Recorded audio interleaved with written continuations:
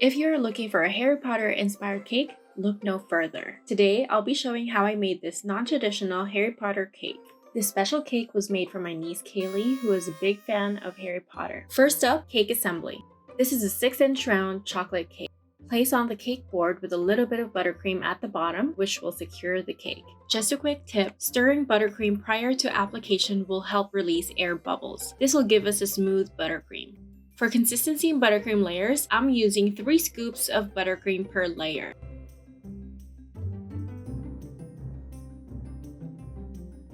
I will be adding meringue in between layers. This is actually the first time I'm doing this, and I have to say it added crunch to this Nutella cake. I'll be repeating the steps until all the cake layers have been added.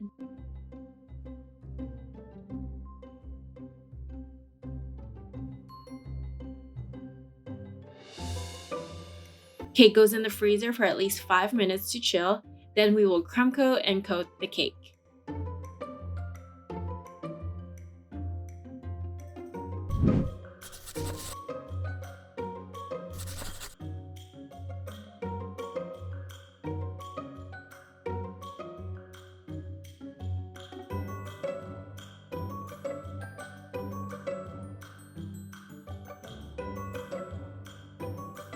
To color the cake, I used Dusty Rose gel food color with maybe a droplet or 2 of leaf green. If you need help with matching colors, I post matching videos on Instagram at maple.road, which hopefully you can learn from, such as this one. Here I mixed blue, green, and orange to come up with this color. I also post all of my cakes on Instagram, so if you're inspired by this Harry Potter cake, you might actually like my other cakes too. Now let's make sure that the buttercream is evenly distributed so we have a smooth cake to work with. Carefully trim the excess buttercream and smooth out the top surface as well. Now we move on to the star of the show, the golden snitch. I printed 2 pictures as a guide. We will need 2 wafer papers, a styrofoam ball, floral wire, vegetable shortening. For adhesive, I'm using vodka in a spray bottle. You could also use just water and fondant. I'm going to blend black and white fondant to achieve gray. However, you can use yellowish orange fondant to make it easier when painting the snitch gold. Rub the shortening all over your fingers so the fondant won't stick. Cut the floral wire evenly into 2 pieces. This will hold our wings. Then, cut another wire which will be used to stick through the snitch onto the cake. Bend the tip of the wire to make a loop.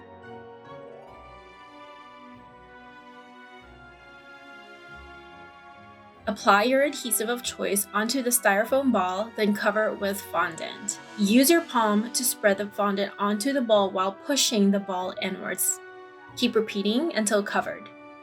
Once fully covered, roll to smooth out the fondant.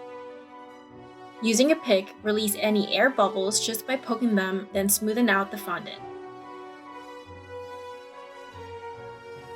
Take the looped wire and stick it in the middle of the ball.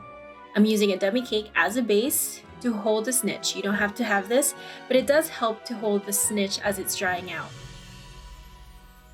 Once again, we need to smoothen out the fondant, making sure to close the gap where the wire went into and then set aside. Onto the wings. Using your choice of adhesive, apply between 2 wafer papers, then press firmly. We want to stick both wafer papers together to create a stable set of wings. Flip the set of papers and do the same to the other half. Instantly, the wafer papers should be glued together. Taking the 2 sets of floral wires for the wings, we want to bend it in a way that looks natural to the golden snitch wings. To create a subtle bend, I'm using the container of my shortening to bend the wires. I've already made a mistake with the wings, so now I'm working with the leftover wafer paper that I have left and an edible marker to draw the wings based on the 2 pictures I printed out.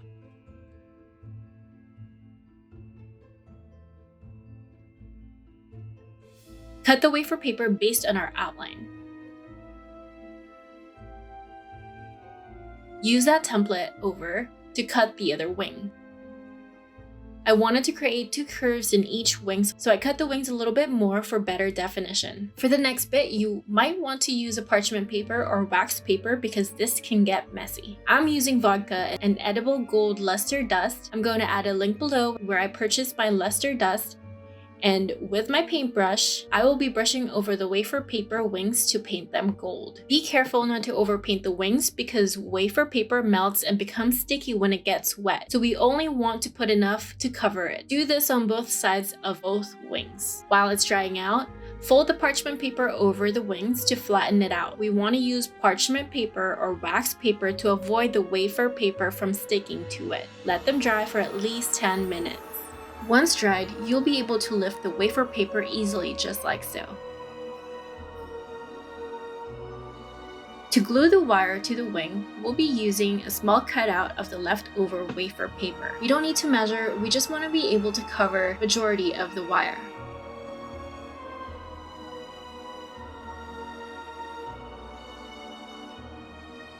Just like the wings, we'll be brushing gold luster dust over the cutouts. Flip it over and cover the other side and the wire with luster dust as well. We're going to be using a tiny bit of edible glue to secure the cutout with the wing. Make sure all sides are covered so the wing won't fall off. Repeat the steps with the other wing, making sure to do the opposite side. Then we're going to let it dry for another 10 minutes.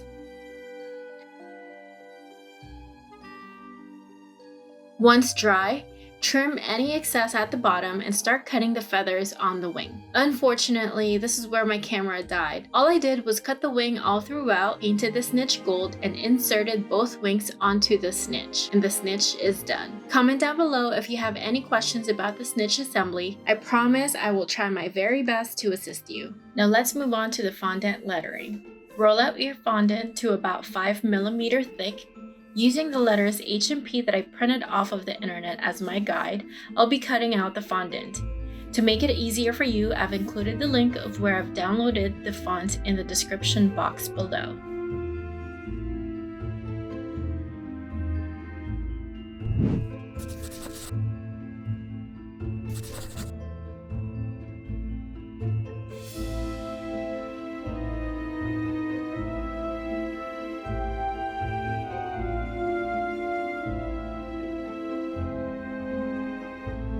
Once we're done cutting, visualize how you want to place it onto the cake and throw it hard. Voila! No other tools needed, just kidding. Because the cake has some moisture from the fridge, there was no problem securing the lettering to it. And here I'm just going to quickly show how I arranged the flowers on top of the cake. I used sugar flowers. Feel free to use fresh flowers or any other toppers you want to use for your cake.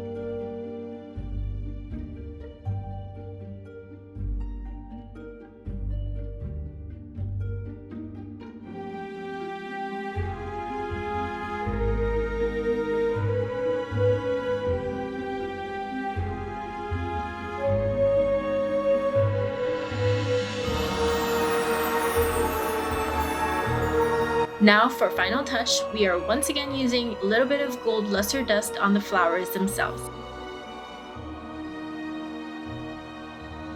And this is our finished product. Thank you for watching and I hope you enjoyed this video. If you do decide to make this cake, please feel free to tag me on Instagram at maple.road. Thanks again and I'll see you next time.